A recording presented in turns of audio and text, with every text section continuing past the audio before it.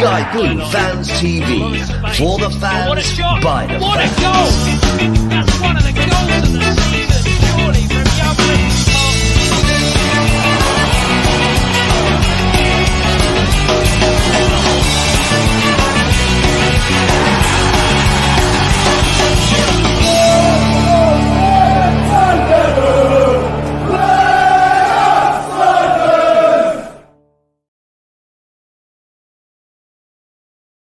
Hello, very good evening to Sky Blue Fans TV. Very gloomy weekend, I'm afraid. We all know what happened yesterday.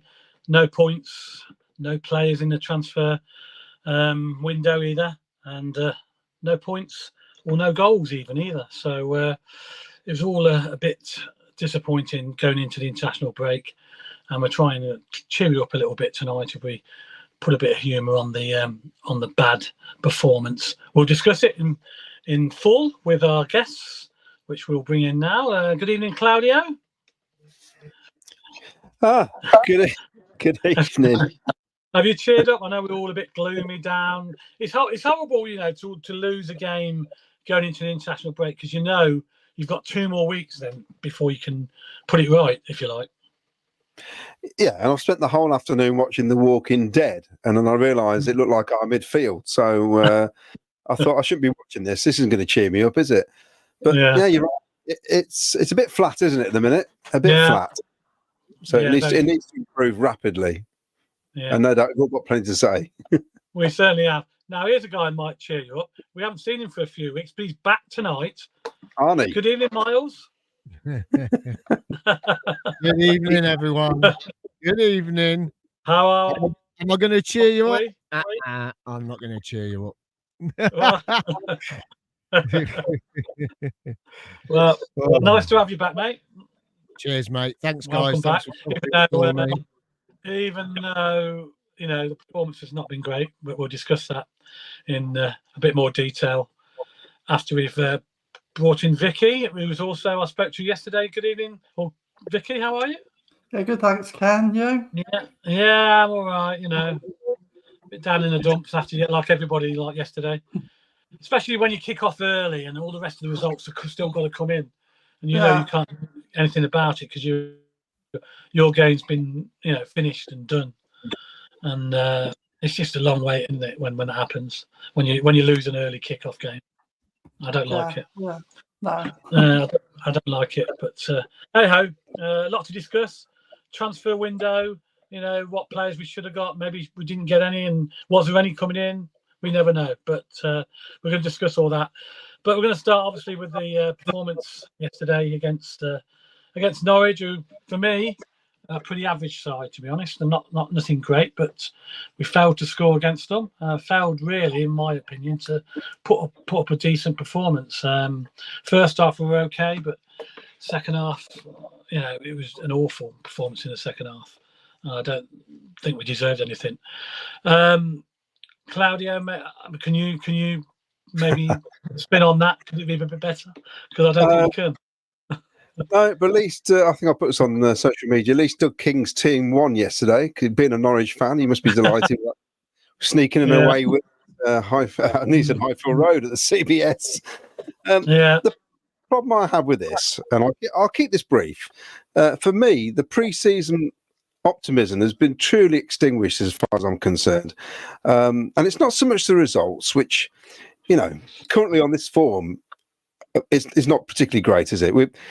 I've worked out at this rate with the points ratio, we're going to end up with 48 points if we don't sort it out, which is, you're talking a relegation battle basically over the season. And I don't want to, alarm people, but the performances aren't very good. And that's the problem. If we're playing really well and their goalkeeper is making worldies and, we're in the game and we're unlucky, we're in the post where we're unfortunate to lose, you can live with that because you think at some point your fortune's going to change, it's going to come right. But at the minute, the first 4 matches have been pretty drab in the league, basically. Forget the cup games, because he's playing a mixture of the second string and the first team. Just the league games have been very, very poor.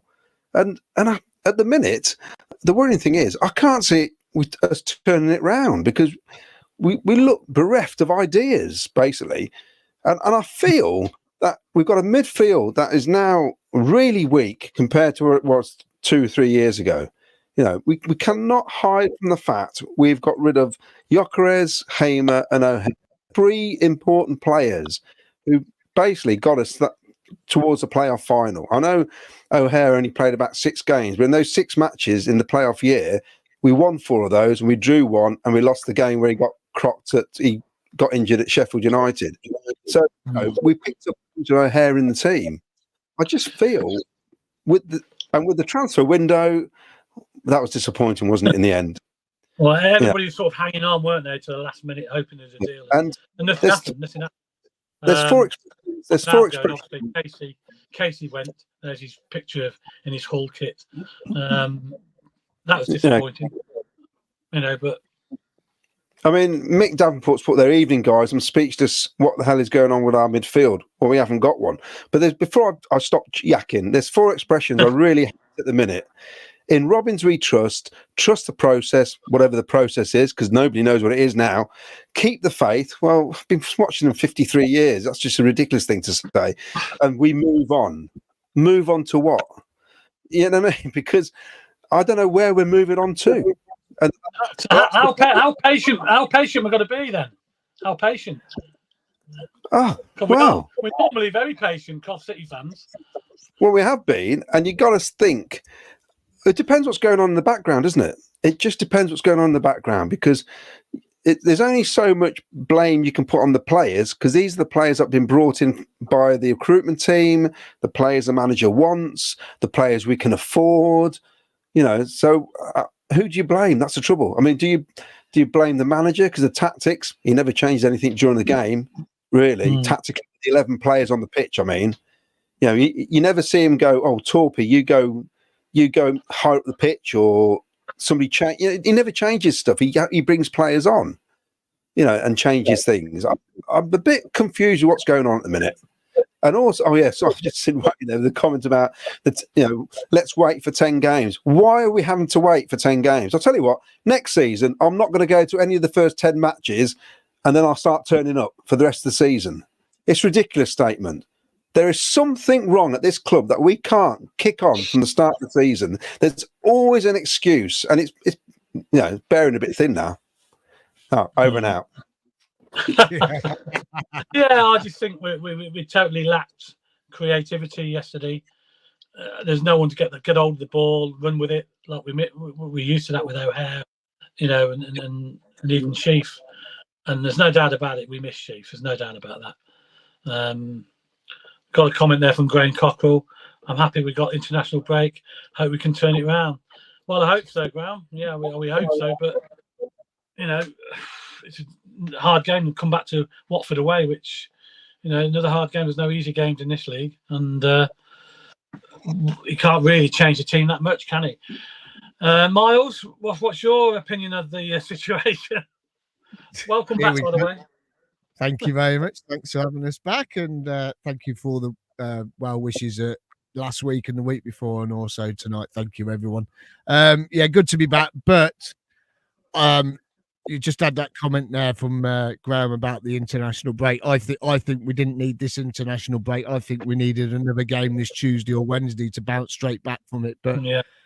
But yesterday, okay, and I'm going to say first half, I thought we were quite good. And that's a positive side to things. I think the first half, I thought we were pretty good, to be honest. I didn't think there was much in it. There wasn't much between the two teams, but we created a couple of chances. Sims dragged one wide where normally you probably see him put it away. And I just thought we created a little bit in the first half. Not enough, considering the players that we've got. We didn't create enough. And Mark Robbins said it after Bristol. He said it after the first game of the season. He said we didn't create enough, and we didn't create enough. With the quality that we have in our team, we have not created enough. Second half, God knows what happened to the midfield, because it all went tits up. I don't know what happened. I really don't. They lost all their shape. They lost where they needed to be on the ball. They lost where they needed to play the ball. Bidwell today's been getting a load of stick on the social media, and I'm going to stick up for Bidwell here because I thought first half he played really well.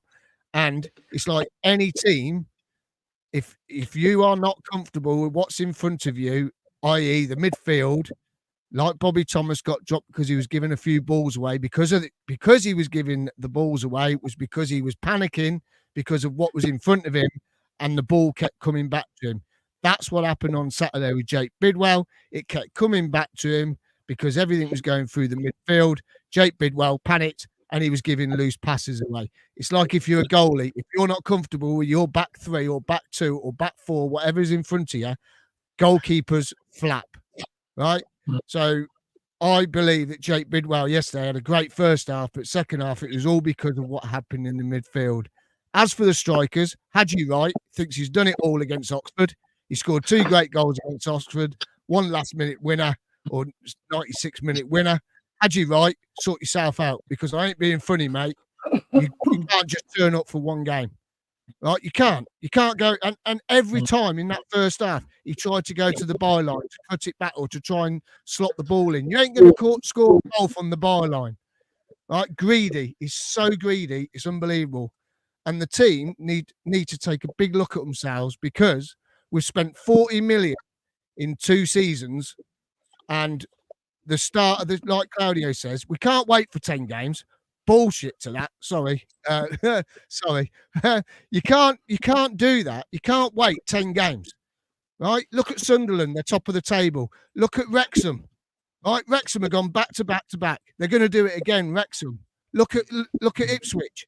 They went back to back. They've gone up to the Premier League. They didn't wait till 10 games to go till everything got going. The players need to sit down, look at themselves, and think, right, what's going on here?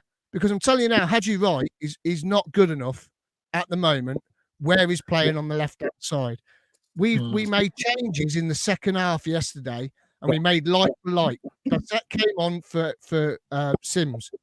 Why are you going light for light? There was no tactical change yesterday. There was no tactical change. It was all up in the air. It was just all over the place. Now, if you're struggling in midfield and you bring on light for light, if Sims ain't scoring goals, it's because he ain't getting no service. So what's going to make a difference bringing Brissett on, playing in the same position, 1 up front? He ain't going to get any service. So change the formation, play 2 up front, put 4 in the middle, or change it to a back 5 halfway through the game. It ain't good enough. It's just not good enough. And as for Robbins, I back Robbins all the time now, right? And I know in the past when he left and all that, I was gutted because he left and I said things, and now he's back. I think he's done a great job. But to come out in the press after the game and say to the fans, our expectations is too high, get a grip. Get a grip. Our expectations are going to be high. We spent 40 million in 2 seasons. All our fans, our expectations are going to be up there. I don't care. You cannot come out and say to the fans, your expectations are too high. If that's the case, Mark Robbins' expectations ain't high enough, because he should be saying our expectations should be high, and the least we should end up with is a top 6. And that's how I am. I'm fuming. Do you think Robbins is under pressure now then? Do you think come Christmas and we haven't improved, do you think he'll be under real pressure? He's under pressure now already. After 4 games, he's under pressure. Look at Man United today. Right? You've got to look at their manager. He's lucky to be in a job, because if he hadn't knocked us out the semi-finals of the FA Cup and they hadn't won the FA Cup, he would have been out of job. Mark Robbins has really got to sort this out. And there is, like you said, there's too much going on behind the scenes, way too much going on behind the scenes. There's too many people on the bench, too many staff, too many. Mark Robbins is hardly in that technical area anymore. It's all the wannabe coaches that are out there giving the instructions. Forget that. Mark Robbins, take control of it again. Get hold of it again, Mark Robbins, and take it as your team. You're in control of this team, not your backroom staff. And it looks to me the backroom staff are saying everything to Mark Robbins, and Mark Robbins isn't doing what he's been doing before, him and Adi. Something ain't right. Something's not right. Really isn't right. Well, get your comments in. All those that are listening and watching, get your comments in. What do you think? Let us know. We'll try and read your comments out during the evening. Vicky, good evening, Vic. Evening. How are you? And what was your reaction to that performance? I was disappointed. I don't think anybody would come away from that being happy, would they? It was quite nice. I met a couple of people yesterday, so that was a positive of the day. Bumped into Ralph, who's quite often watching, so that was nice. Bumped into Anne. I bumped into you early on. You, so it's all good. Yeah. That's a positive. Yeah, we're all happy then. That was before we kicked off. That was it. Yeah, that was a positive. I agree with Miles actually. I thought the first half was we weren't too bad, and I think the problem was that wrong at half time. Norwich made changes and turned the game, and we didn't. And so the second half just ran away from us. And when we're talking about why did we look out of shape and why did things go wrong in the second half, it was because the Norwich manager obviously identified that in the first half. I think we probably marginally shaded it. So he's reacted to that, and we haven't. And so the game's ran away from us. So I just think that Robin's got the tactics and the subs wrong in the second half yesterday. And that's cost us ultimately. But then equally, I'm not on board with it's time for him to go, just because if he doesn't learn from the mistake, and we're still talking about doing that in sort of 6-7 weeks, then that's a different conversation, isn't it? But hopefully he'll have learned something from that, and about what he can rely on in certain players' positions. For me, we need to do something. We've now got the players we've got until January, haven't we? Ultimately, nothing much is going to change. Less than out of contract player can come in. But ultimately, we've got what we've got till January, so it's working with that. And we've brought in players strongly in the sort of forward position. So people like Efron and Asante and this Bassett. So for me, we need to work out a position to get them some game time to see if they can make a difference, because what we've got at the moment isn't working. But for me, Wright, 1 game in 4 is putting in a performance. Too often, there's not enough there. Sakamoto obviously still coming back from his injury, so there's not the same level of outcome from him either. And so nothing's happening attacking wise, and Simmons is getting no service. And so why not just try something completely different? What have we got to lose at this moment in time if we just try some wholesale changes for me? Yeah. I think with Sheaf, I mean, the reports are it's going to be another 4 or 5 weeks for Sheaf. He's obviously took a knock in training, and he's aggregated his injury. So, according to Rob, it's bizarre. He got a ball on the end of his toe, which has proved a setback, and he should be back by Watford. So we'll see if that's the case. But we just our team's made of bone china, aren't they? I can't believe the amount of injuries we pick up from nothing. Unfortunately, Sheep is, isn't he? And I think that's going to be a common problem. He almost is becoming someone like a Darren Anderson, isn't he? Where he's going to be one of our best players, but we're never going to see him regularly through a season, unfortunately, are we? Well, that's why I'm surprised that we haven't brought anybody in that position to back him up. Rob made a point. He said we allowed them to foul us, and he mentioned the Sakamoto incident with Doyle without any response. So basically what he's saying is we allowed them to put the boot in, and we stood off them all game. That's pretty much our season so far, I think. We haven't aggressive. We haven't shown up and really put a foot in to win the ball, as he says it, to earn the right to play. And I don't understand what's happened, because he's saying there was a disconnect between the players, really poor in the second half. This is our manager saying this, and you're thinking that's poor if the manager's saying that. What's happened at half time that they've come out and played like a bunch of strangers? And you mentioned, Vicky, about the substitutions Norwich made. Okay, Sakamoto's injured. Yet again, Mason Clark's sacrifice for Haji Wright, because he ends up on the right wing, and he's not that type of player. He's so much better on the left. Well, definitely. Yeah. He's 100 times a player on the left, isn't he? And you're just thinking, as soon as he moved over there, a couple of chances, I actually did something, didn't he? It's frustrating. Then all of a sudden, Rodoni's on the right, then Asante's on the right. It's like, what is going on? It's all over the place. It just felt like nobody had an idea how to play football yesterday afternoon, especially in the second half. And it's just disappointing. I think because our expectations are higher than normal, but you expect a performance at least. Do you think was it the wrong selections then to start with? Do you think Haji Wright should have been on the bench and to start with, and maybe come off after the Bristol game? Yeah, I think he should have been on the bench because he was awful against Bristol. I didn't go, obviously. You guys went. Yeah. I had to be at home, but when I was watching on telly, I just thought, what's he doing? He is so. Oh man, what's the word? Is it laid back? He's so laid back. Yeah, when he receives the ball, it's like, oh, I've got the ball. Oh wow, I can just take me time, or you know what I mean.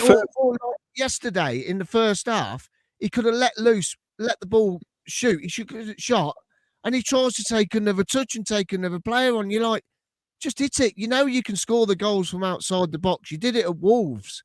You know you can score goals like that. Why are you trying to take the extra step? Why are you trying to go more with it? Why are you trying to do more showboating? We've let Casey Palmer go because everyone was saying he's too much of a showboater. But I'm not being funny.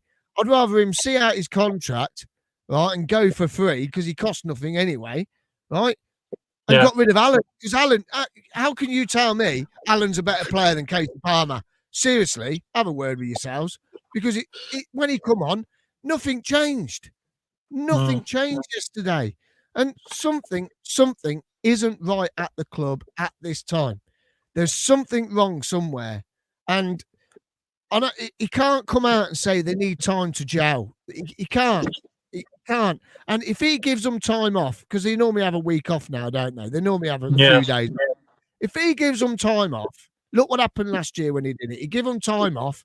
The next game they come out, they played crap and we lost, right? And that's how you repay your manager, because you're giving them 5 days off. They don't deserve any time off. You know what I mean? They don't deserve it. And yeah, okay, if they're injured, they deserve it. Not like us, go to work with broken noses and stuff. But they've just, Matt, something isn't right. Something isn't right at the back, in the back room staff, and you can see it. You can see it. It's like that second half when we were talking. I was talking about this to you last night, Ken, when I was before my gig. Yeah. And were they in the changing rooms at half time? And all the backroom staff are arguing with Robbins in front of the players, trying to tell them something different to play to what Robbins is telling them. They all come out and they all fall to shambles. Yeah. It's like Jenga. You take a piece out the bottom of the Jenga and it all falls over. That's what it looked like yesterday. That midfield looked like yesterday they'd pulled a bloody pin out from somewhere and they'd all fallen over because it all went Pete Tong. So it's George Boateng in that telling them something different to what Robbins wants on the pitch. And like Claudio's just said, and Mark Lumley says, we didn't boss them around. But we haven't bossed teams around for the last 4 or 5 seasons. And when we do boss teams around, when we get into them, like when we played Fulham, we absolutely annihilated them because we started throwing our bodies around. Sheffield United. Home and away. Yeah, Sheffield United at home. They were trying to boss us around. We bossed them around. We beat them. Leeds United, they tried to boss us around. We beat them. You know, you could go on. Leicester tried to boss us around. We beat them. You know, but the thing is, something isn't right. And people are slagging off Sims. If he ain't getting the ball and he ain't getting the service, how's he going to score goals? He's a striker. He is becoming a good player. And when he gets the service, you know he can score. He is a goal scorer. And the thing is, it's not clicking behind the scenes. It's not clicking behind the scenes, which is causing it. Something ain't right. Something ain't right. Well, shall I get some comments? Comments Yeah, about it. Quite a few coming in. I'll be back in just a sec. Yeah. All right, bear with me. Here we go. So, from My Lovely Horse, obviously a reference to My lovely horse. Father Ted. So, squad is too top heavy. How can we keep harmony in the squad with 6 forwards, 3 places? It's imbalanced. We've got Sky Blue Sam, always gone for the Oasis references. Yeah, I've had a really bad weekend. Missed out on tickets, no signings. We lost. Anyway, Sky Blue Sam. Some might say, little by little, each game, Robin's stock is falling down, and whatever the master plan, it's clearly not working, and we can't just roll with it anymore. Things need to change. Well, yes. This is James. James Hollyoak is saying Robbins last week was mad about poor team performance, and this week was even worse. So are the team listening to him? Well, it makes you wonder, doesn't it? With AGB's actually. I'm not going to click these on the screen because it's lagging a bit for some reason, so I'll just read them out. GLB Boxing. Evening all, I hope everyone is well. Do you think something is fundamentally wrong behind the scenes? Norwich changed system at half-time. We didn't react, which I think Miles covered there. Dave Granigan, evening all, I hope everyone is well. What a bad performance yesterday. Don't know how we get back to playing to our best. The thing is, it happened last season. We lost 4 in a row. The season before, we lost 5 in a row. Then we win 4 in a row, and everybody thinks it's great. And then we lose 3 in a row. That's how it happens with us, doesn't it? There's no real consistency at all. Doug Bolam, evening all, would like to say we've had a good few days at the office, but unfortunately, it's been anything but. Sky Blue Sam, Bocard from Villa would have been ideal for us. What are the scouts doing? No plan B, seemingly. GLB Boxing, 3 out of the 4 games have been 12:30, and all 3 we haven't been at the races. Mick Davenport references the referee was awful, midfield was awful, Bidwell was awful. So Wayne Littlewood, very poor again yesterday against an average Norwich team. However, they did show us how to press quickly and around our team, who acted like statues. Trevor Merriman, welcome back, Marzi, to the Fantastic Four. Thank you very much. Jack Saunders, crap game. Doug's transfers have to be questioned. Letting Casey go with no replacement, and then going all in for Hamer and pulling the plug, not good. Oops, I shouldn't have read that out. Evening, very disappointed, but hey ho. In the words of Claudio, top 2 my arse. Dan, evening, lads. Disappointed we lost, but we had a slow start last season, didn't we? We'll get better. Team will gel. He's just trying to warm me up here, and the fans will be optimistic again. It's only 4 games in with 40 to go. Jack Saunders, international break came at a good time to learn to play with each other again, start to look positive versus the Hornets. That was the first win of the season for Norwich as well. Mick Davenport, as for getting the blame. Robin says we're putting too much expectation and pressure on the team. Graham Cockrell, for the first time I say MR got tactical, got it wrong in the game. Midfield's completely lost the plot. And Joyner, evening, lovely people. Good to see you yesterday, Vicky. Hope you're feeling better, Miles.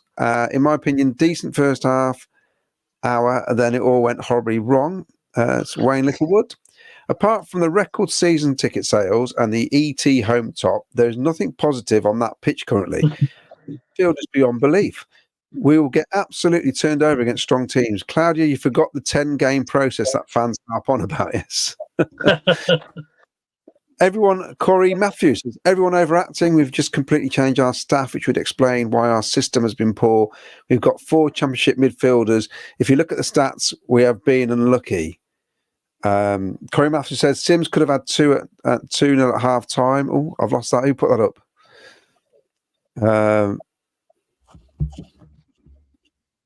I missed that. Somebody put some up and I missed it now. Oh, Corey Matthews. Yeah, the game is over. We take 3 points. We're not having this conversation.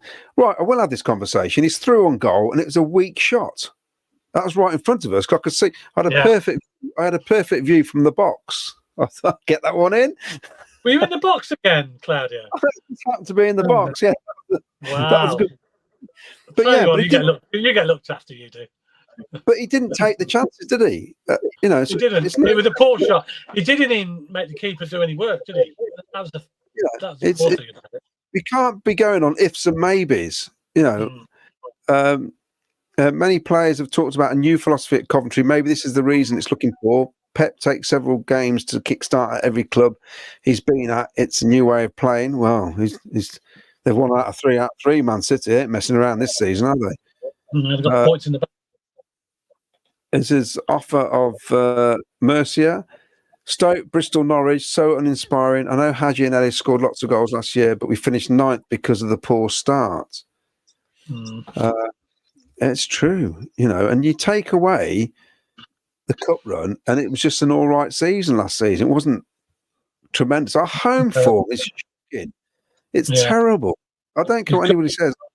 Our home form is terrible. Mick Davenport, the club couldn't even be bothered to make a statement to say our transfer business had finished. Us fans sat there for hours. No, they didn't. And they normally put a tweet out or a message, don't they, to say, well, our business is concluded.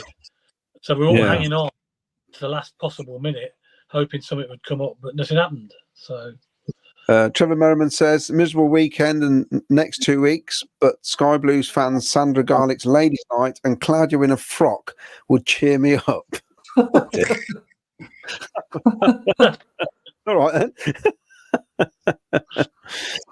Corey Matthews says about this is to do with the transfers, that could be because we are still looking to bring a couple of players in from free agents. Trouble is, are the free agents going to be any good? Because I'm surely they'd be snapped up by if somebody. I'll tell you who's a free agent that would be cracking, but I don't suppose we'll get him because Premiership teams are looking at him. Is Stuart Armstrong. Oh, okay. He's a free agent, and we did look at him a few seasons ago, didn't we? There was talk about him coming, and then nothing came of it. What sort of age is it? How old is he now? Is he early 30s or 30? So it's experience, which is what we could do with it, isn't it? So age, I really don't care the age. The age doesn't matter, does it? It makes no. If you're still but I'm just thinking of Robbins tends to go for the younger players these days, doesn't he? Very rarely he brings in an older player unless he has to, which I think at the moment, I think he has to. And also, there's a bit of a myth now about buying young players for next to nothing and selling them on, because we're not buying players for peanuts anymore for this club. We're actually spending money. And this is the point here that James Hollyoak says, we paid $7 million on 2 defenders to warm the bench. Both not good enough, yet we could have got McNally for less than $2 million. Yeah. So I don't understand. We're not going to get our money back on those 2 players, are we? Not no chance. You know, so we're not buying cheap anymore to sell on at all. It's actually just an absolute myth, that is. Wayne says, between waiting all those hours on Ticketmaster for Oasis tickets and that performance, it's been a horrible weekend. Sorry, Miles, I don't think it was a good first half. It seemed like 2 very average teams who huffed and puffed. Ian Plinlock, so loads of comments here. First half we gave Norwich a game. Second half seemed like a different team came out. Kev 380. To get out of any league, you need to beat the teams at home that you expect to be battling for promotion or the playoffs. Yesterday was a 6-pointer because Norwich will be up there towards the end of the season. Kevin Quinn, why are all the CCFC doomed? We're 4 games in, things change quick and fast. Who knows what will happen the next 4? As the saying goes, you got to roll with it. It's not. Can I just say so, Kevin? Yeah. Love the comment. Absolutely brilliant. It's not doom. It's what we expect, and with what we've signed is that we are all, even yourselves.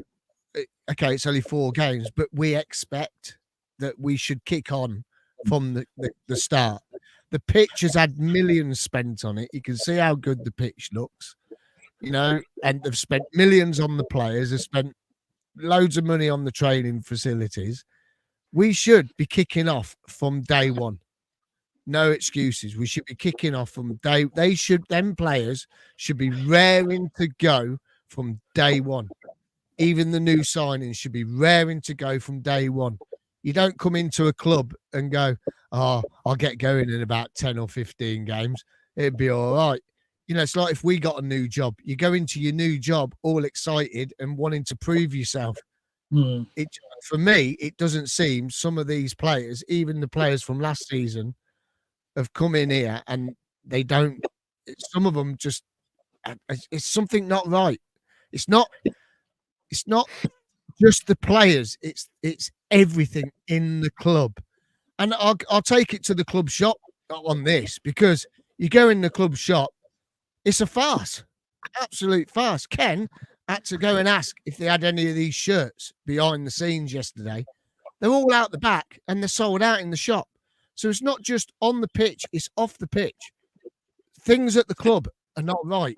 We're growing that quick, but not growing enough behind the scenes. But also behind the training scenes, is there too many people giving instructions? There should only be one person giving the instructions.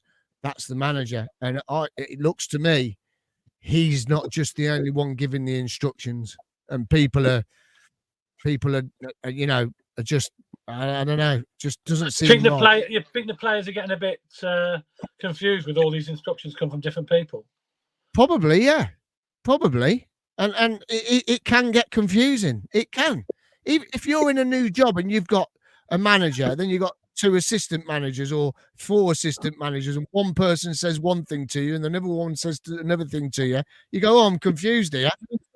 So what's to say it ain't the same at the club, that they've got all these backroom staff, one person saying one thing, another person saying another, and they're like, well, what do you want us to do? It should come from one person, the manager. Something ain't right. Didn't Eccles come to the touchline? There was some sort of scene in the second half, wasn't there, where there's some issue where somebody wasn't happy. I couldn't recognise. I didn't see who it was at the time. I was told about it, where he was waving his arms around because there's an issue about who was doing what.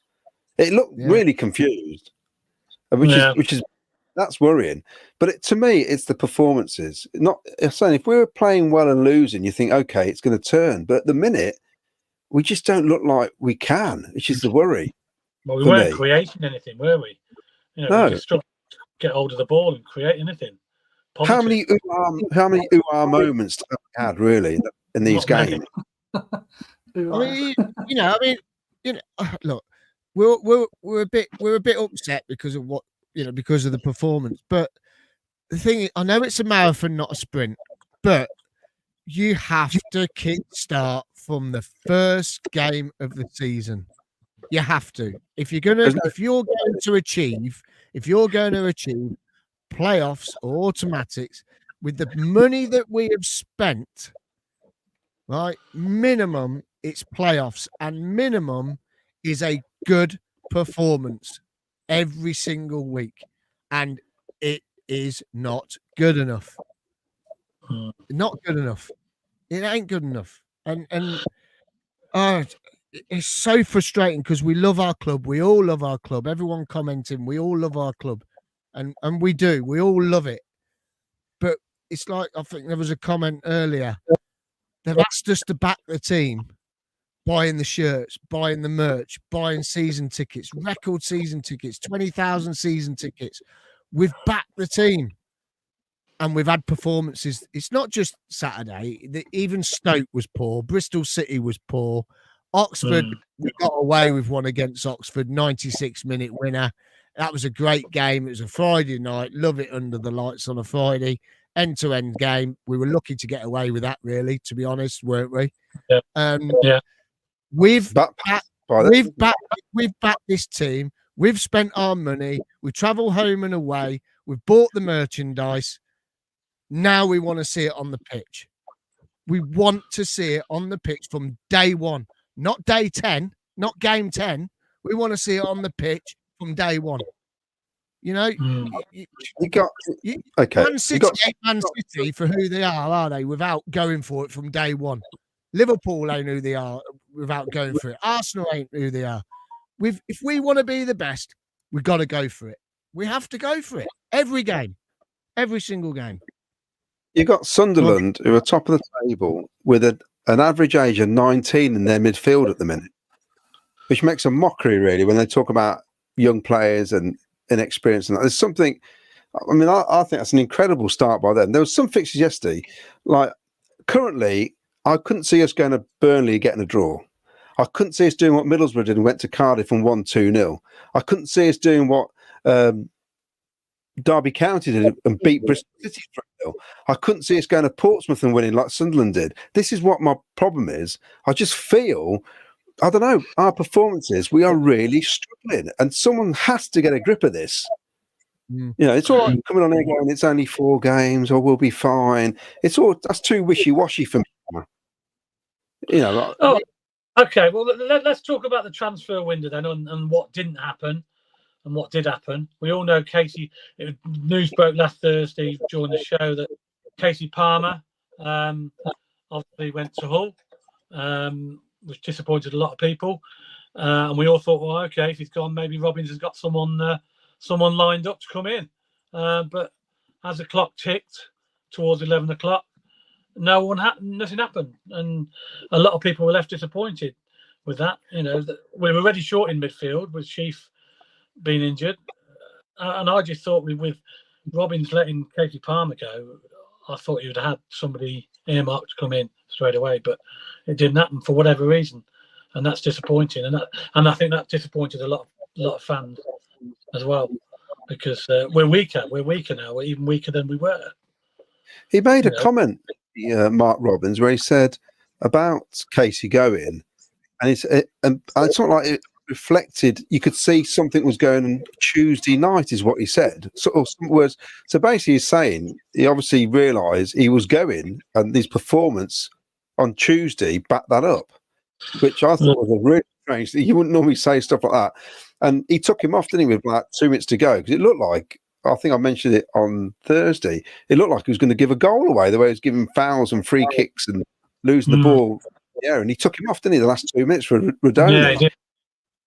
So there was, to make that comment's interesting, because Robbins doesn't really speak out.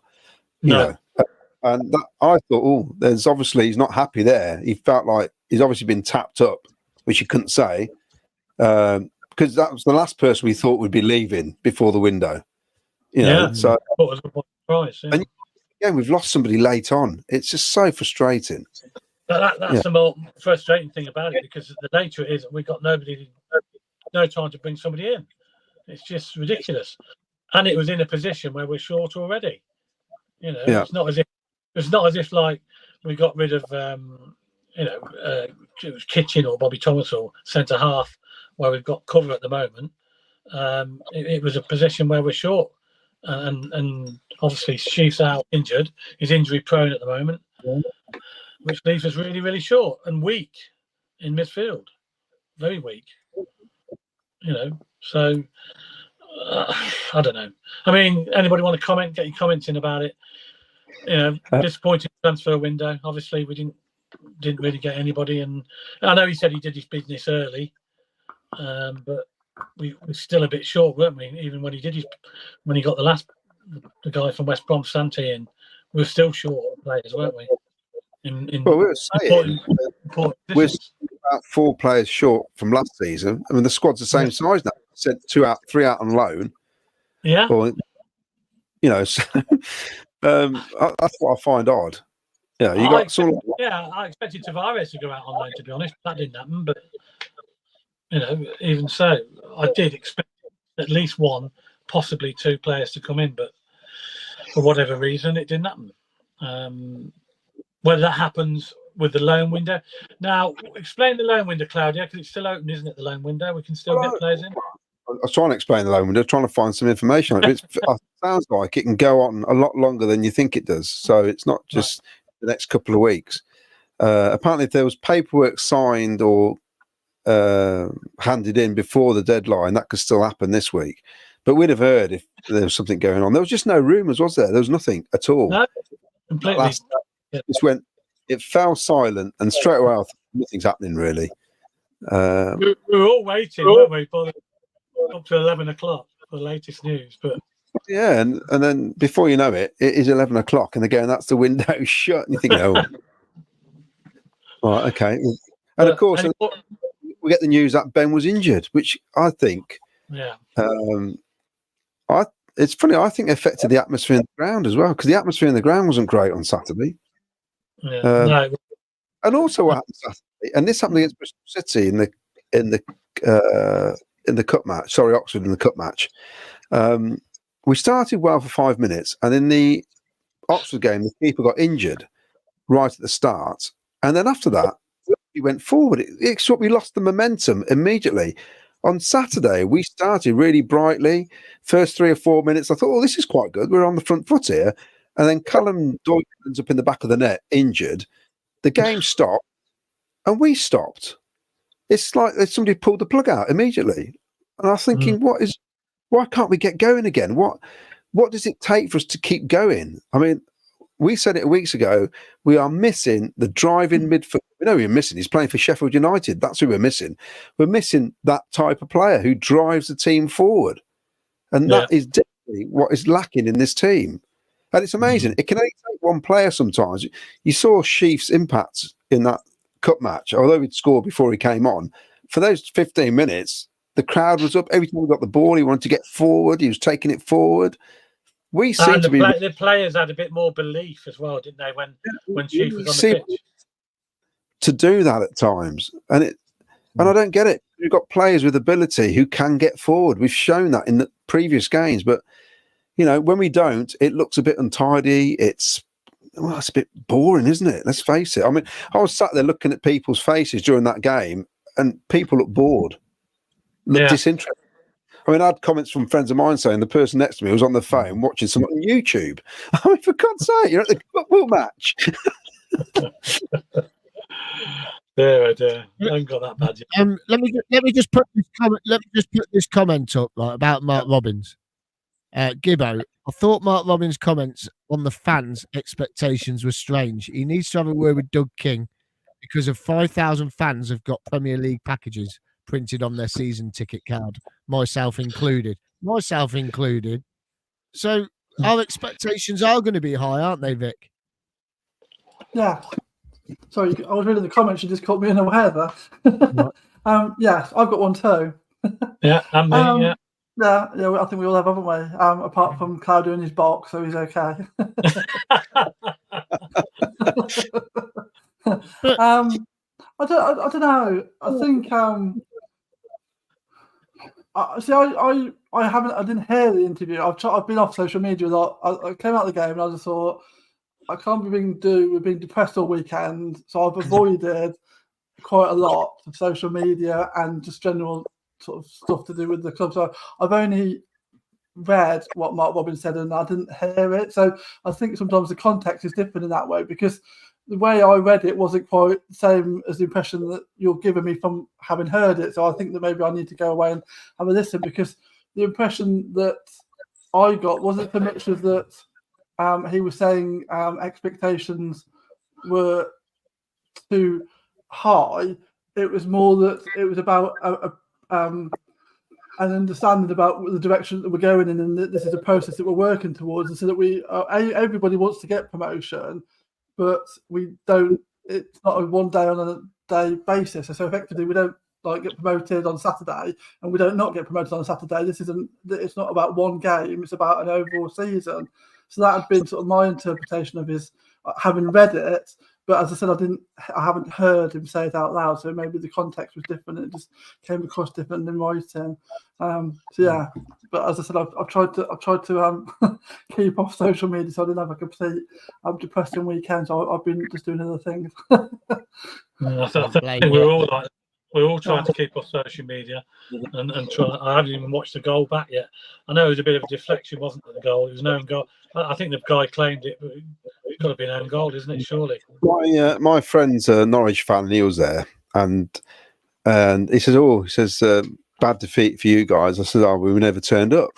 And he replied with, well, we only had one shot. We're not much better than you. And you're thinking, yeah, exactly. Yeah. From a Norwich fan.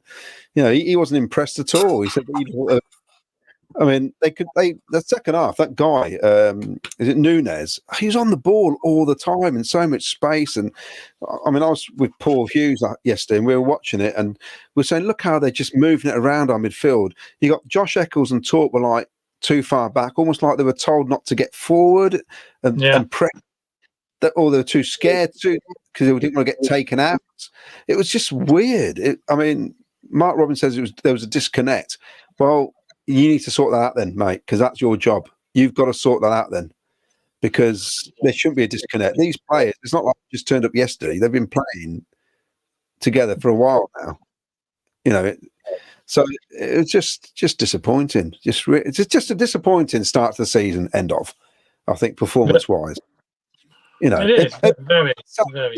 We come back after the break and we go another 5 games, and then after the 5th game, we've won 5 in a row. We're going, wow, what were we worried about? But that'd be amazing if it happens, and I'll be here singing from the rooftops like I normally do when we're playing well. But it wouldn't be doing myself justice if I come on here and start pretending I'm enjoying what I'm seeing. What's the point of this channel if we're going to do that? That's just ridiculous. I mean, I can do that. People want me to come on and go, oh, it's fantastic. Don't worry about it. It's great. It's brilliant. But it's not, though, is it? And the manager each week is coming out and saying it's not great. So, It is another comment here. Look, Dawn Cook. So, the club's new motto was aim high, dream big. So all we have, and they haven't done the same. So we've dreamed big, we've aimed high, and the players aren't doing it. But it's like Anne's come in and said about the club shop. It isn't, like you said, Chloe, we can't come on here and paint, roses and over the cracks or whatever. Things aren't right at the club. You only got to look at the ticket queues last Tuesday. For the cup game, people were queuing up outside the ground. What is going on? You've got the club at the moment doesn't look like we are moving in the right direction. It doesn't. It looks like we've gone stagnant and we're staying. It does. That's how it feels. It just. Yeah. You said that the atmosphere yesterday, isn't it? Yeah, yesterday. The atmosphere yesterday. You knew before you even got to the ground, after Friday night, no signings, you knew that the atmosphere was going to be pretty not as good as what it normally is. I timed this. And look at the gate. I tell you, we had a great 27,000. Yeah. Fantastic gate. That's the first time. That's the first time I've heard away fans singing "This is a library." I've not heard that in a long time at our ground. Yeah, I did hear them sing that. Yeah. I timed it at 3.5 minutes. The singing stopped for ages in that corner. And I've got to say, from the other side of the ground, when they were at the start, it was loud. It is loud. You can really hear it from the other side. And it went after that injury to Callum Doyle and the lull in the game, it just went flat for ages. And even the twist and shout lasted for about 2 minutes. You could see people just seemed disinterested, and it felt like what was happening on the pitch was happening in the terraces. And at the end of the day, it's entertainment, isn't it? Supposedly, we're not a choir. They're not. We're paying to see them entertain us. As far as we're concerned, there's only so much. We're not like the South American fan. We're not that. That ain't going to happen, is it? Where they just sing regardless. And in the ground half hour before or an hour before. It's all just Raymond fans as well. They were singing all game. But I think what happens is people start watching it, and after a while, thinking, "What am I watching here?" Because there's no happy faces around me, and I can't believe there's people who watch that and just walk out and go, "Well, maybe there is." There's fans who just watch that and go, "Oh well, I'm going down the pub now. I'm not bothered." Because they're the ones. They're the ones when we start playing really crap, won't be going. We know that. That's what happens. Because they're not that bothered, are they? They're only turning up because we've been to Wembley a couple of times in recent years. That's why they're there now. But so where can we go from here? What can he do for the next game? Well, he's got to shake the team up. Do you think he knows his best team yet, forwards wise? Possibly not. But then the players aren't rubbish. Let's get this straight. The players are not rubbish. We know that. But for some reason, they're not playing particularly well. So they've got to get it out of that team now and get back to where we were round about the turn of the year last Christmas. When things started to pick up with the cup run and all that, and the performances were quite good. What's happened is we are playing very similar to as we did the tail end of last season. I think we've lost 8 of the last 12 league matches now. That's not great, is it? And 4 of them are at home. We've lost. I can't believe we've lost our first home game already. I'm disappointed with that. I thought we'd go on a much longer run than this, and not get beat at home. And it's down to your home form, isn't it, where it gets you towards the end of the season. And it just seems strange. Just seems strange. Yeah, it's disappointing as well because fans' expectations at the start of the season were high, as we all expected was to do a lot better. A lot of expected us to win the league and stuff like that. But certainly being the top 2 or 3. But on that performance, we're miles and miles off, aren't we? And the players themselves should know that, because I say they are some good. They're not bad players. They're good players. They're quality players. Some of them, but they're just not performing. I'll read this comment out from Corey Matthews. Corey, thank you for your messages. The idea of this is a forum, and we're not going to agree all the time, and we're not going to, it's just the way it is. But so we're going to read this out. The overreaction here is amazing. Sims had 2 chances to score, and Rodoni missed the ball. If we score those, it's a different game. Forgetting that, Norwich scored from a deflection as well. What I'll say on that is that Rodoni, that was shocking. I've got to say, because he completely missed the ball because it was his wrong foot. But they scored 30 seconds later. They went straight down the other end and scored, didn't they? Yeah. It's like pretty much from the same position. But yeah, he is right in a way. Goals do change games. If we had scored, we might have changed. But in general, did we ever get that feeling it was going to change? I didn't feel we were going to ever get back into that game. And, certainly after they scored, because we didn't look like we were going to score, did we? Yeah,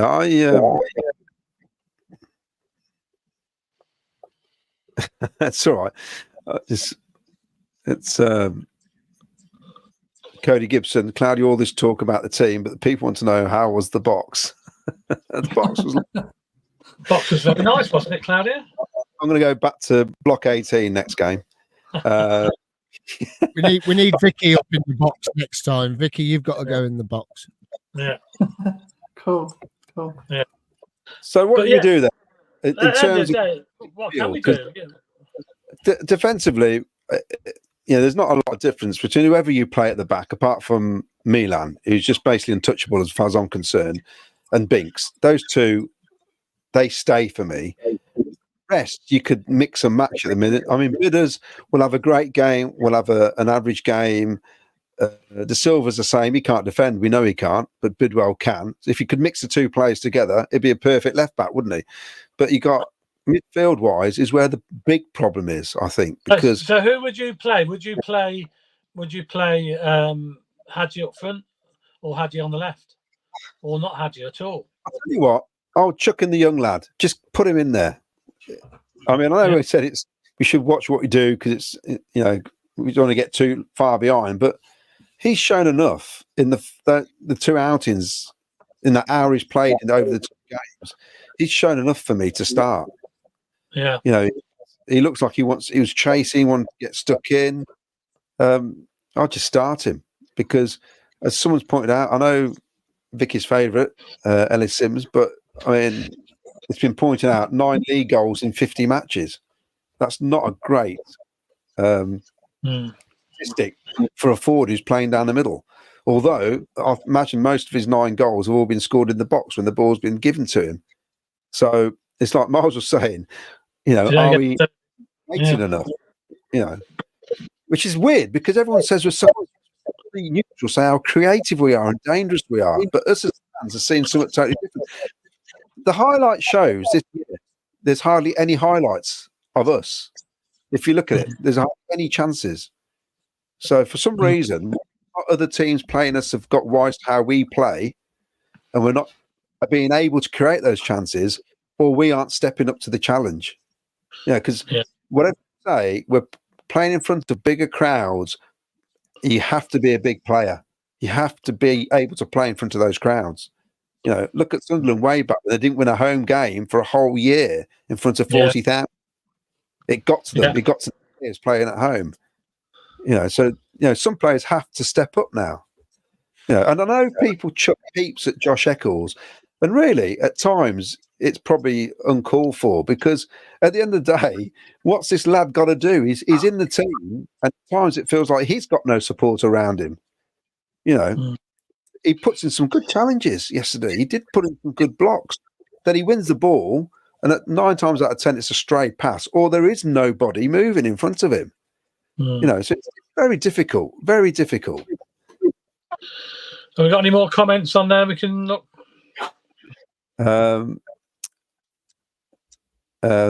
Yes, we've got Catty Kaz says Norwich getting like Jinx team. Remember the days Norwich always got to hide at Highfield Road. Frustrating getting beaten by a feathered canary. I saw Delia Smith yesterday actually. Oh, did you? Yeah, she was there. Well, you would do with all the posh. She got a bit. You have to go and get your ticket at the little kiosk. She weren't having that. She was in the queue. You could see her have a bit of a wobble. Yeah, she threw the old spoon out the bowl. Didn't want it, and went straight in and almost said, "I'm Delia Smith," and walked in. It was, I tried it. Not a chance. You're more famous than Delia in Coventry. Craig Robinson from Sky Blues Fans Forum. Let's not forget who set the expectations pre-season with the signings made. We was told it's going to be an exciting season. I'm hoping it's not at the wrong end of the table. Well, let's hope so. That's the key. Right. This is from Corey Matthews. If we can pay $3 million for someone to then sell them for 20 million, I don't think we got any of those players at the minute, Corey. I really don't think. No. We have nobody. I mean, the interesting thing is, because of the 2 lads who scored all those goals last season, we may have got some off somebody just on the back of that. But Sims and Wright have to do that again if we're going to get more than what we paid for. Yeah. They've got to be consistent, and at the moment that's not happening.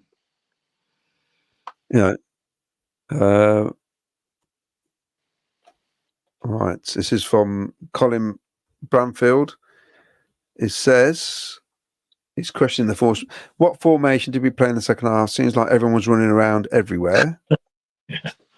Well, yeah, you're right, because I was confused. Well, this is what Mark Robbins said. It's something wasn't right that second half. It's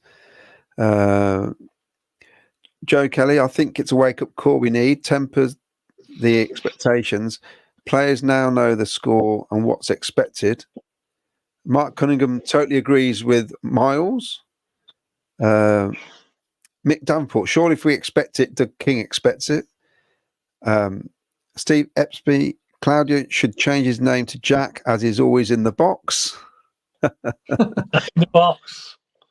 I think I've outlived me well. I'll tell you what, it's really hard because I had a young woman in front of me, 2 young kids, and I wanted to let that anger out sometimes, don't you? But you can't, can you?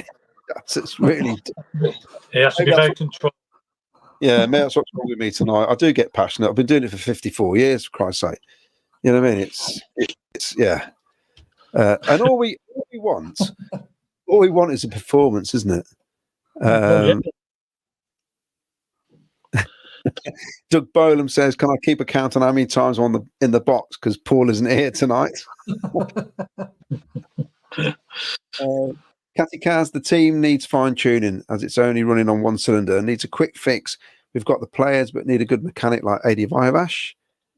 Corey Matthews, Miles hasn't been in one training session, doesn't hear the touchline shouts, just purely guessing. How is that logical? Miles?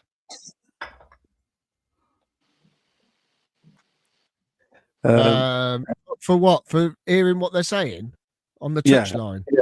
Well, we've gone. It's like I was saying, we've gone from Mark Robbins being on the touchline and in the technical area to 3 or 4 people being in there and giving out the instructions, or even in the change. It just seems to me there is too many people in that area and giving out different instructions. It's like I seen when I said on the Bristol game, the cameras panned to the bench, and there was 2 people in the technical area, and Mark Robbins was sat down. You don't ever see that with Mark Robbins. Mark Robbins is always there. He's always in the technical area, or in League One seasons, he used to sit on the billboards. Do you remember? He used to sit on the billboards watching the game. That's what I'm trying to say. It seems that there's too many instructions coming from too many different people, and you need one person giving out the instructions. It just doesn't seem right. That's what I meant there, Corey. This is Yeah. Samantha Thornton. Evening, guys. First time commenting in here. Emma has been incredible for 7 years, but maybe with this group of players, he seems to have one way of playing and time for a fresh pair of eyes. It's an interesting point. Be very careful, Samantha. You've got a tin hat on, saying stuff like that. Leeds, I think this sleep specialist has the players sleeping on the job. We got to wake them up. Christopher Raphael, we need to buy 2 midfielders, Sheaf out, mine midfield woeful, no defensive midfield cover. Lee Beckett, Eccles was told off after all the running around he did, but he subbed Torp. I'll tell you what, that's a bit of disappointment for me, because Torp looked like a player, didn't he? And he seems lost at the minute as well. Torp's a completely different player when Sheaf is playing, isn't he? Yeah, He seems a bit lost. We've looked a bit. We're out of sorts this first 4 games. I can't see how anybody can't see that. You know, I'm surprised. And Joyner, Miles, what you said about the club shop is spot on. Most of what we've bought from there recently has been from out the back. Some would just walk out without asking. Also, no cough tops between 18 months and 5 years. CJ Seb hasn't got a new season top for this season as they're not available. We've tried to spend for success in the past, but Big Wrong nearly got us relegated. That's from Catty Kaz. Chemo Savage says, I don't know why people are still blaming Haji Wright when he's been one of our best players this year. He's always used as a scapegoat. Bidwell, Eccles and Torp have been poor. Christopher Raphael reckons that KP put Rotten in the camp on Friday. Day Sports Photos, Decladio, I agree with your list of stupid things that people trot out. I would add to the list, we're not ready to go up. We can't compete with the parachute teams. Tell Ipswich that. Callan, I saw Eccles having a heated exchange with the bench, shaking his head in frustration. It wasn't a good look, Corey. The poor performances, which are consistently bad, are the evidence of this. This is from Glenn, Sky Blue Hub. Well done to Cov City ladies on their winning the FA Cup today. Yes, well done. Yes, well done. Yeah, well done, Cov City ladies. Ashley Podmore, Torp never looks fit or looks like he's ran out of steam from the get-go. He can't start another game for me if we are to improve in the middle of the park. As Cov 87, I think we had a massive mistake getting rid of Palmer and not bringing someone in. We can have no CAM now. The problem is, from what we've heard is that somebody came in for him, offered him supposedly 25,000 a week. She's probably 3 times more than what he's on at our club, and he took it. Can't blame him, to be honest. And I think this is why the club are a bit upset, because it maybe it was a bit underhand. That's what I'm saying. Gibbo, I thought MR comments on fans' expectations were strange. He needs to have a word with Doug because you read that out about the packages. Sorry. Glenn, Casey played up behind the scenes apparently. Christopher Raphael, I know what happened. 1 injured, 1 out, none in even when they had a whole window. Surely one of our new players can step up as cover in the middle. Lati Baudier. Well, maybe it's a chance to put Lati Baudier in there. I don't know. Give him a run in there and bring back Kitchen or Bobby Thomas at the back. It's an option, isn't it? Yeah, I mean, because Lati played there. We played against Norwich, didn't he? Came on as a sub when we drew 2-2 last year. He stepped into midfield. We were struggling that day. And he did a great job. And I can't see why he can't do it. We just need Well, somebody. he plays there for Jamaica, doesn't he? And Lee Dan, maybe complacency has creeped in because of the quality we now have. Think we only have to turn up. And if KP wants to throw his dolly out, see you later. Cobb will finish above Hull. Well, we're hoping to, if we improve. Yes. Wayne Littlewood, we are saying that performances are not that good, but it's simply that the players are just not that good as we'd like to think. Allen, Wright, Latti, Eccles, Rudoni, Sims, De Silva, question marks, I think, on all of these. The trouble is we're getting it's quite easy to get pressures about your own players, especially these new players once they sign for us, because straight away we just think they're great players for a lot of people. But anyway, Palmer wanted a pay rise, which Hull owner would definitely give him with his spending habits. Corey Matthews, no rumours doesn't mean something not going to happen. Andy Turner said that the club tried to get someone in and we had a bid rejected for a right back. Try using some facts, lads. Oh dear, where do you think he gets his rumours from, honestly? The Telegraph are about 48 hours behind everybody else. Probably longer, 2 days sometimes behind everybody else. We can tell you. Days. We can tell you now. Somebody was going to come in, and it was knocked on the head at the last minute. Yeah. Was that? Yeah. There was somebody in the pipeline, but it didn't happen for whatever reason, and that was it. It just didn't happen. Which is disappointing. All right, this is from a Norwich fan. Norwich fan here. I was shocked to see Coventry play that abysmal yesterday when we honestly didn't play that well either. That's all we need to hear. Well, nice to be honest there, He's right though, isn't he? We're not playing the way I suppose other fans seen us on telly a lot from last season and stuff like that. Expected us to be probably a lot better, and we didn't really create anything. Mick Davenport, I know as Cov fans can be fickle at times, but Robbins was also bigging up the team for the promotion before the season started. Now he's telling us not to expect it. I think his biggest problem is what he actually said was that we'd be entertained, and that's the problem, isn't it? He said we'd be entertained this season. And well, we need some entertainers to entertain, don't we? Yeah. At the moment, there's nobody doing that. Nobody creating. He didn't necessarily say we were going to. I mean, obviously we all know the expectations we're pushing for promotion, but he didn't necessarily say that was going to be the season. But he did say that we'd be entertained, and so far there's been a bit of a dearth of that, unfortunately. Yeah. I also want to mention that we've got our second edition of the interview with Dave Boddy, actually, which is on our channel.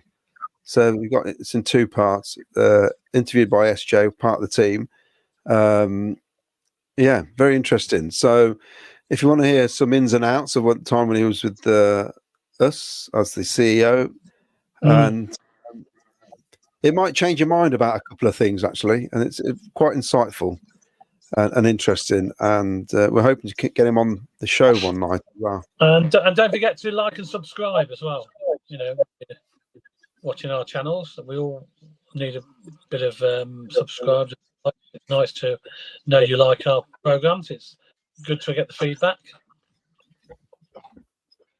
Can I just lighten the mood a little bit? Go on then. Yeah. Can I just say a big thank you to one of our people? What do you call them? Subscribers and watchers.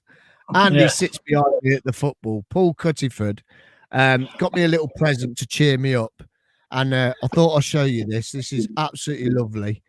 Thank you so much, Paul. I really love it. I'm going to find somewhere in this bar to put it, but he got me this, and it is a frame picture. Well, that's nice. On canvas, and it's the words of our song. So let's all sing together, play up Sky Blues, and I love it. It's absolutely brilliant. He said I got you one, and I just want to say a big thank you to Paul, because it did put a smile on my face and cheered me up, and it was lovely. So thank you so much. I will find somewhere in here to put it. I haven't got the TV in here now, so I think I might put it on the wall where the TV was, so it'd be nice, prominent position. So thank you very much, Paul. Love it. Thank you. There you Yeah, go. that's very nice. Very nice. And Claudia, Claudia, what's your latest edition of your podcast as well? Oh yes, it's the Mick Ferguson and Ian Wallace. That's the next. Well, that's out now. But this week, myself and Jim Brown are going to chat about Reg Matthews, who was a goalkeeper in the 50s, and he was the first English goalkeeper who actually played and was at the third division club, which was Coventry City. So we're in the third division, and he played for England. And then of course he got transferred because that's what we do. Claudia, you know when you do your podcast, Yeah. do you wear this? Sorry. Do you wear that? This is Claudia in his new uniform. Yeah. This is. I just say I was just showing off my He's hair. got it on now. Look, he's got it on now, and that t-shirt he's wearing. Look. You can see the straps around his neck. Look, he's got it on. Yeah. I was just showing off my new haircut. All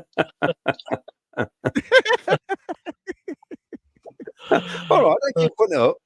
We've got to have a laugh. We've got to lighten the mood. We're all down in the dumps, so we've got to have a laugh.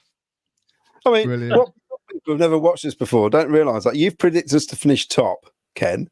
I think Mark say second. No, I said top as well for a laugh. He changed, yeah. What was your prediction? Third. I said we finished. I'm confident. And there's nothing to say we can't. But I mean, we didn't get Vicky's, did we? Because she wasn't here. What was your prediction? What would have been your prediction, Vicky?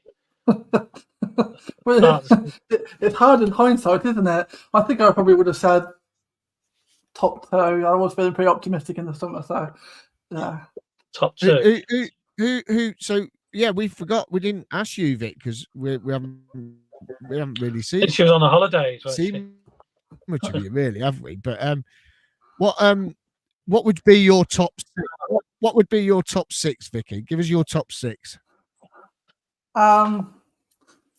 It's hard now because some of the teams you were thinking would do well have maybe started a bit slow as well. So it sort of makes it, you sort of second guess yourself, don't you? Is what I would have said in the summer as to what I'd say now. I mean, can Sunderland really maintain this? I mean, I probably would have said that I thought Sunderland could push the playoffs. I don't think they're going to finish top two. I think that their start will drift away. So I'd probably have said, I don't know, Leeds, Coventry, Burnley, Sheffield United, Sunderland, Luton, probably.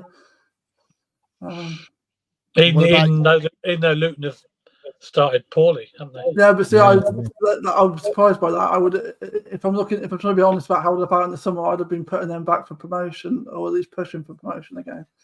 And what about your bottom three? What about your bottom three? Well, Plymouth, unless they get rid of Wayne Rooney quick enough.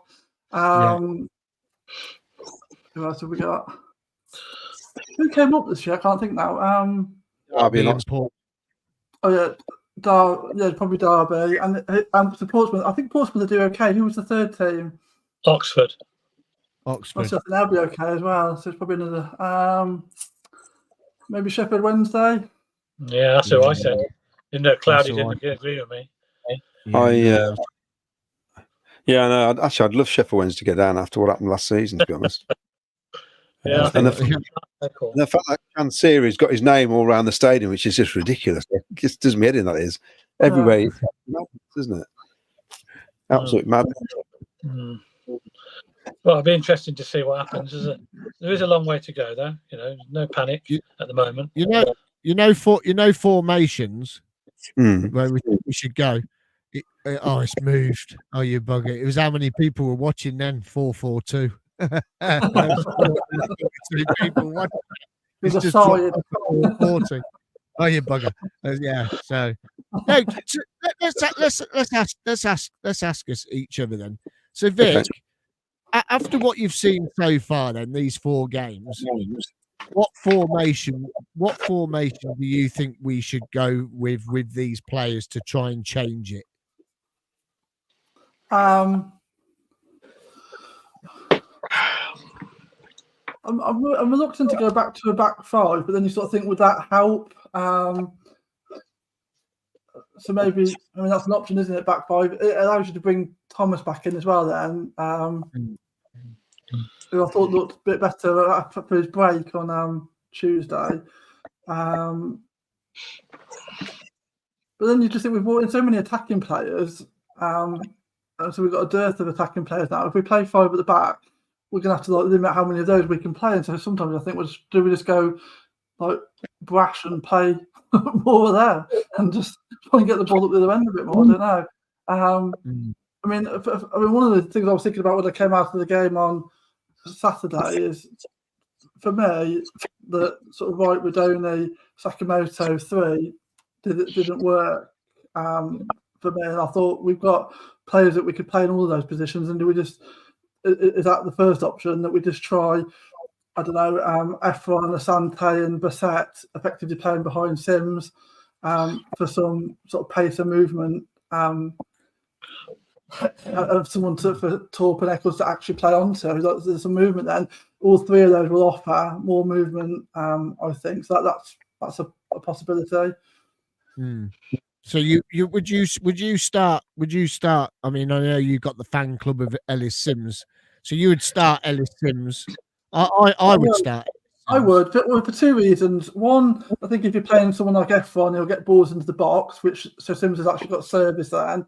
And two, I thought that the one problem when Bassett came on Saturday was that we weren't, like, there was no one to really hold up the ball. So unless he got a good run on, someone played a really good ball for him to run onto, he wasn't seeing a lot of service because the ball, like Sims would hold on to the ball and then he could play somebody off. So if Bassett was playing with Sims, they could play the ball to Sims, he can play off to Bassett and he can run through.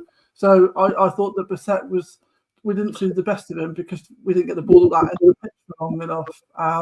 So I'd quite like to see Sims and Bassett play close to each other to see how that could possibly work as a sort of partnership. Yeah. I like the sound of that. I do like the sound of Bassett and Sims, or even Sims and Asante. I just think with the pace of Asante as well, I think it would work quite well. Ken, what would you like to see us do? I'm a great believer in 4-4-2. I am. Keep it simple. 4-4-2. I'd rather play two up front. Although that all depends on the players you got available and the players that fit into playing that way. And of course, we've got different players that play in different positions. So, I'd love to see two up front. I really would. And then you good old wingers, if you like, getting the service into the box. You got two attacking players there. Put the defence, the opposition defence, under a bit of pressure. And that's the problem. We don't do that enough when we've just got one player up front. I don't think, and that's probably the fault of the midfielders. Don't come forward quick enough to do that. And I'm a great believer in 4-4-2. I'd go with 4-4-2. I would. Yeah, and Claudio. 4-1-4-1. Or a 4-5-1. I'd bring Thomas in. I'd put Latti as a defensive midfielder for now. Now Rodoni and Torp to play further forward, or even Bassett. You got wide, obviously Sakamoto. I'd put Mason Clark on the other side, and then a choice of whoever up front. Right, Sims down the middle. At the end of the day, we signed Wright as a central striker. So but I think we just need to pack out the midfield, because there's too many games we're losing it in midfield. We seem to be very light and get overrun. And I think just pack out the midfield. We've got to get over this bad patch, and hopefully when we come back, after the international break, they'll start to pick up some points, because that's what we need to do. We've done in the past. We've done all right at Watford, haven't we? So that might not be a bad away game to play. We've picked up some points, haven't we? So having the past, yeah. I just think we need to strengthen that midfield up and sort of block it off and try and take control of games. And it may be a bit boring, But if we can sneak a couple of 1-0s, that's great. That's 6 points, isn't it? And everything starts looking a bit more rosier then, doesn't it? But we just seem we seem to be too open at the minute in that middle of the park. So we need an extra body in this, I think. But because I asked this question for a reason. Because we are light in the middle, and because everything was coming through, wouldn't we be better off playing 3 at the back? Well, there's that as well. Trying to stop it that way because it's so light in the middle. You could play your 3 at the back. You could bring in Kitchen. You could bring in with Binks and Thomas, and then you could still play Latty in front of those 3. That could shore it up a little bit more, couldn't it? Do you think? It could work, but I just think in the past when we've gone 3 at the back, we end up being 5 at the back. That's what I'm worried about, the 3 at the back. When we do it right, we look really good with the wing backs, but a lot of the time they just end up getting dragged further back, and they don't hit the halfway line for some reason. I don't know. It's difficult, isn't it? We've got a lot of players. It's just having the right players available, isn't it, to slot in. It's amazing. It's amazing. We had that problem. I was just saying about McFadden last year. We had that problem. He couldn't play in a certain position. He could only play. When we played in a certain position, he couldn't play when we had 3 at the back or 4-4-2. There's only certain games he could play. He struggled otherwise, didn't he? Yeah, but it's amazing, isn't it? We were saying the other couple of games ago. Look at the bench; it's amazing. Yeah, and all of a sudden we're like, oh. That's the thing, though, isn't it? Like the bench is strong, and it just shows that we've got. It's really about trying to work out how to get the best out of the players that we've got. So in the grand scheme of things, when we look at past seasons where things weren't going right, and then you're looking at the bench thinking, well, we haven't even got a player. Like, what are we going to do? We have got options. It's just trying to work out how to get the best out of the players we've got and actually trying to get some positive performances. But at least we have got some options. A few seasons ago, you'd have been looking at the bench and the sort of players that weren't playing and thinking, what are we going to do? Because there's nothing there at all. So that's at least something. If we can work out how to get a good system going and make the most of the players that we've got, that there's definitely some ability there. Then the season could look entirely different in a few weeks, couldn't it? Get a few decent results after the international break, and we'll all be on in a whole different frame of mind, won't we? Yeah, but definitely will be. We will be in a different frame of mind, and it's like, when we played Oxford, that's the sort of level you want us to play.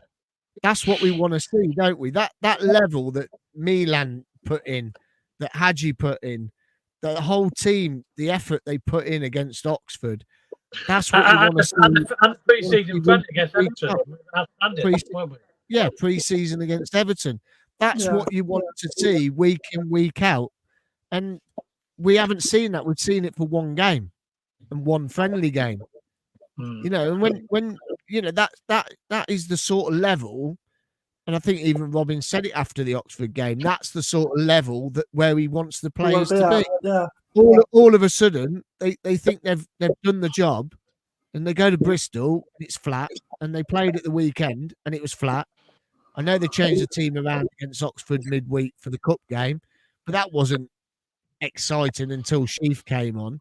But we can't rely on one player to change our season because he keeps picking up little injuries. But this is, we're it's like Clary says, we wouldn't be doing this channel if we're just going to put bloody paint over the cracks and think everything's rosy when it's not. It's, you've seen the level of performance the players can get to against Oxford, and that's the level we want them to play every week, isn't it? That is it. And if we can find a formation while Sheaf's not in the team to get it to work, then that's what we've got to do, haven't we? Because that you can't not admit it. It was a very entertaining game, wasn't it? It was a brilliant game. And that's what we expect as fans, and that's what we've been told that we're going to get, and we haven't had it, have we? And I was poorly, and I missed it as well. So good. Yeah, you weren't very well, were you? I was at home, so I missed it. I've been to all the best, and that's the one I've missed. A few more comments. Got a few more comments up there before we wrap it up. Well, some formations. Adam Shaw 4-3-3. There's a lot of 4-3-3s. Lee Beckett 4-3-3. Paul Cutterford 0-4-6.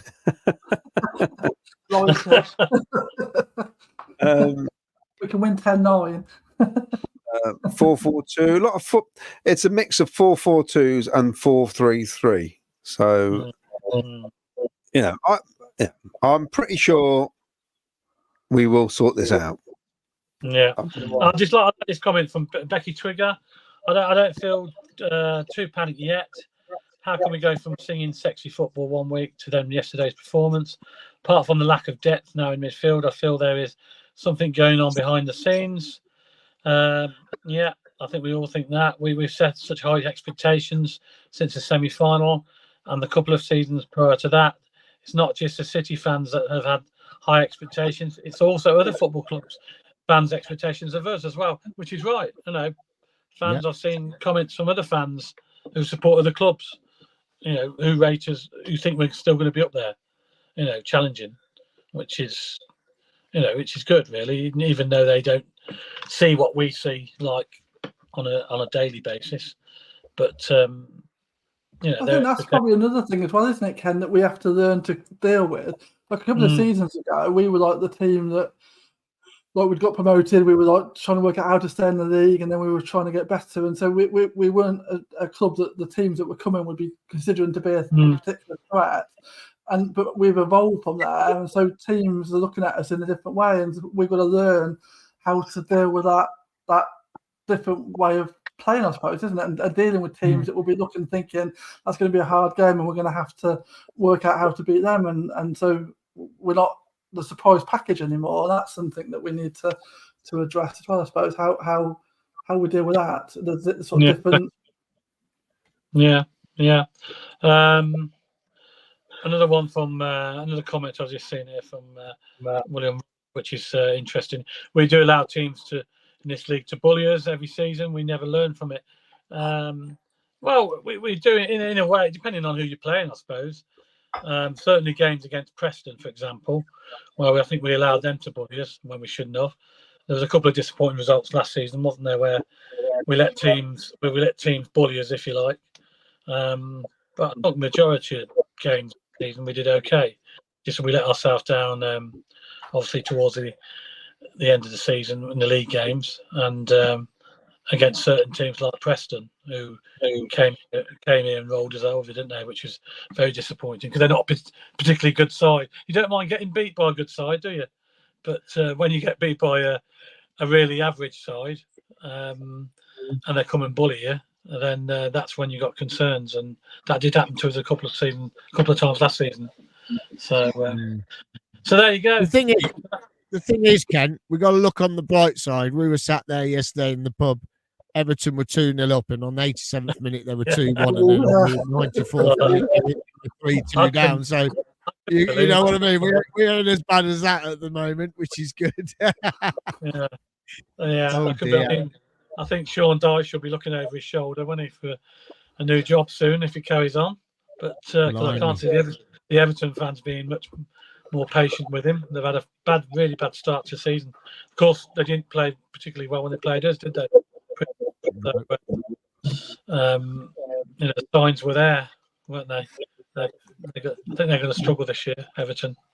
I really do. I love what Vicky just said, that she's right. We're not the surprise package anymore. Every team is expecting us to be up there. Yeah. And teams are going to come at us. And you've only got to look how the Stoke fans reacted when they beat us. Like, they beat one of the favourites on the day. And that's because everybody I spoke to that don't support Coventry expect us to be up there challenging. Yeah. And we expected it, to be honest, as well, but obviously it hasn't worked out that way at the moment. But as you know, look, it's as we always say, it's a marathon. It's not a sprint. Long way to go, isn't there? So A lot of points to be won, a lot of points to be lost. So things can change with a blink of an eye, as you know. You know, and hopefully the international break will do us fine. And I think we'll probably wrap up the show at that point. Don't you reckon? Quiz. Anything more to say? Oh yes, quiz next Thursday. Yeah. International break, of course. So that means the quiz is back, Claudio. Is it? Quiz night. Yeah. Quiz night. So can you get your questions ready, please? Well, I've got a suggestion. We all do 10 questions each. Right. Okay. 10. 10 each. 10 each. Okay. It's not, I think that's probably too many. That'll run on a long time. Maybe 5 each. I think 20 questions probably enough in the 5 each then. Okay, we've got 5 each. Just for the time, otherwise it runs on a that. 5 each. Lee Dan's just gone a quiz. Whoopee. We won't get anything else to talk about. Well, there's no transfers or anything, Lee. No. Unless anything dramatic happens at the club, then obviously we'll bring you that. But at the moment, it's going to be a quiz. So quiz this week. It's an international break, so we may as well do a quiz. Prize everyone. Well, we'll put a couple. We've got a couple of mugs here we can give away. I'm sure we'll find something. Lee Dan says, "Where?" Question number 1: Where will Cov finish?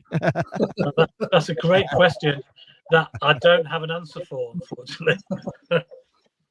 Well, I know my 5 questions are going to be, so might be themed. Paul Curtis.